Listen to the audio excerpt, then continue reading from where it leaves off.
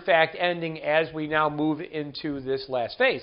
And this last phase has a couple of moving parts to it, which I think are very interesting, and I want to put this down. First of all, I call this the home stretch. Stretch, S-T-R-E-T-C-H. Yes. Close enough. Close enough, right? That says stretch, by the way. You know, it's funny, TCH. Yeah, that's it. Okay. So, you know, and it's interesting that the whole home stretch methodology, the psychology behind that, right? I look at a year in terms of aspects and sections of it, right? And I often will tell my clients, we do an entire session of closing your selling year and starting your selling year. And the reason that we talk about closing your selling year really is to open your selling year more effectively, right? I give you the example of a cottage up north, right? You know, and if you close down the cottage properly, you shut the water off, you seal it up. When you go to open the cottage the next year, you're not dealing with busted pipes and vermin and animals and insects and all the other stuff that would have taken place had you not done a proper closing job down. So now you're in the home stretch. Now, of course, the pandemic has just, you know, totally decimated everything. One of the things that I kiddingly say, and we had in a recent joke of the week in our newsletter, is the worst investment for 2020 was a day planner. Because any plans that you had, any plans that you had made, almost were guaranteed to be destroyed. However, you're still in the home stretch, right? The same way as, you know, kids are going back to school, right? School may look different. People are going back to work.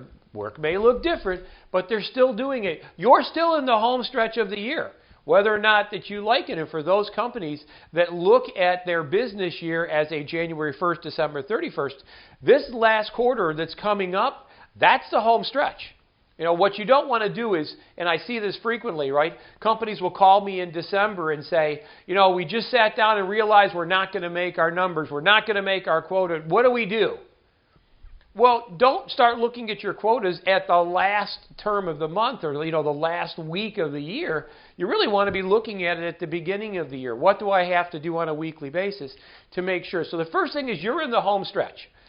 I want you to embrace that, even though you're in the pandemic, and I understand that the circumstances by which are challenging at best. But your year will end, and it's either going to end positively or negatively.